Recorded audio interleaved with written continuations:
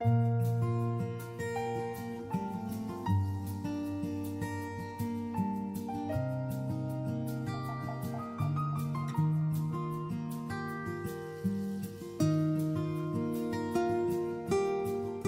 el nombre del Padre, y del Hijo, y del Espíritu Santo. Amén. Proclamación del Santo Evangelio de nuestro Señor Jesucristo según San Mateo 25, 14, 30. En aquel tiempo, Jesús dijo a sus discípulos esta parábola: El reino de los cielos se parece también a un hombre que iba a salir de viaje a tierras lejanas. Llamó a sus servidores de confianza y les encargó sus bienes. A uno le dio 5 millones, a otro 2 y a un tercero 1, según la capacidad de cada uno, y luego se fue. El que recibió 5 millones fue enseguida a negociar con ellos y ganó otros 5. El que recibió 2 hizo lo mismo y ganó otros 2. En cambio, el que recibió 1 hizo un hoyo en la tierra y allí escondió el dinero de su señor.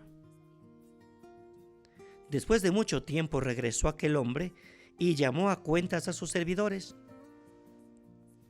Se acercó al que había recibido 5 millones y le presentó otros 5 diciendo: Señor, 5 millones me dejaste, aquí tienes otros 5 que con ellos he ganado. Su señor le dijo: Te felicito, siervo bueno y fiel. Puesto que has sido fiel en cosas de poco valor, te confiaré cosas de mucho valor. Entra a tomar parte en la alegría de tu señor. Se acercó luego el que había recibido 2 millones y le dijo: Señor, 2 millones me dejaste, aquí tienes otros 2 que con ellos he ganado. Su señor le dijo: Te felicito, siervo bueno y fiel.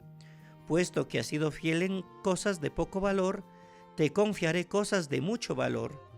Entra a tomar parte en la alegría de tu señor. Finalmente, se acercó el que había recibido 1 millón y le dijo: Señor, yo sabía que eres un hombre duro, que quieres cosechar lo que no has plantado y recoger lo que no has sembrado. Por eso tuve miedo y fui a esconder tu 1 millón bajo tierra. Aquí tienes lo tuyo. El señor le respondió: Siervo malo y perezoso, sabías que cosecho lo que no he plantado y recojo lo que no he sembrado. ¿Por qué entonces no pusiste mi dinero en el banco para que a mi regreso yo recibiera con los intereses? Quítenle el 1 millón y dénselo al que tiene 10, pues al que tiene se le dará y le sobrará, pero al que tiene poco se le quitará aún ese poco que tiene. Y a este hombre inútil échenlo afuera a las tinieblas, allí será el llanto y la desesperación. Palabra del Señor. Gloria a ti, Señor Jesús. Bendiciones abundantes para todos en este domingo de la 33ª semana del tiempo ordinario. Este domingo celebramos la 7ª jornada de oración por los pobres. El Papa Francisco nos invitó a que el penúltimo domingo del año litúrgico celebremos esta jornada dedicada a orar por ellos. Hoy, en este año, se mira el libro de Tobías y se hace una invitación de no dar la espalda ni volver el rostro contra los pobres. Así que les invitamos desde nuestro espacio Dies Domini no solamente a orar por ellos, también a asumir compromisos concretos de ayuda misericordiosa para desterrar toda situación de injusticia, de inequidad. Que Dios nos permita construir una sociedad más justa, más fraterna, solidaria y humana. Permítanme ahora hacer algunas reflexiones en torno al Evangelio de este domingo. Se tocan temas muy actuales. Primero, los dones que cada persona recibe de Dios y el modo como los recibe. Toda persona tiene cualidades, talentos, habilidades. con las cuales puede y debe servir a los demás. Ninguno es solo alumno, ninguno es solo maestro. Aprendemos los unos de los otros. Segundo, el comportamiento con que las personas se ponen delante de Dios, que nos ha dado todos sus dones. En el curso de la lectura trataremos de estar bien atentos a estos dos puntos.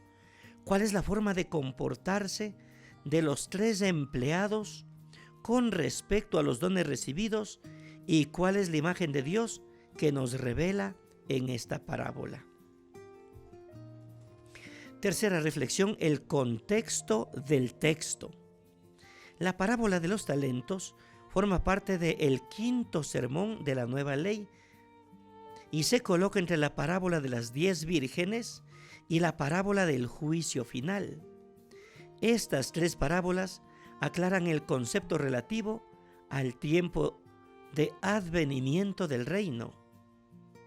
La parábola de las 10 vírgenes, que revisamos el domingo anterior, insiste sobre la vigilancia. El reino de Dios puede llegar de un momento a otro. La parábola de los talentos, que la revisamos hoy, orienta sobre el crecimiento del reino. El reino crece cuando usamos los bienes recibidos para servir. Y la parábola del juicio final del próximo domingo, el reino es acogido cuando se acoge a los pequeños. Una de las cosas que más influye en nuestra vida es la idea que nos hacemos de Dios. Entre los judíos, los fariseos imaginaban a Jesús, a Dios, como un juez severo, que trataba a las personas según el mérito, conquistando y siguiendo las observancias de la ley. Impedía abrir pues un espacio para acoger la esperanza de un Dios cercano. En ese ámbito, hagamos una revisión de algunos puntos frente a la parábola. Primero, una puerta para entrar en la historia de la parábola. Nos cuenta la historia de un hombre que sale de viaje y distribuye sus bienes a sus empleados de confianza. Les da 5, 2 y 1 talento, dice, según la capacidad de cada uno. Un talento corresponde a 34 kilos de oro, que no es poco.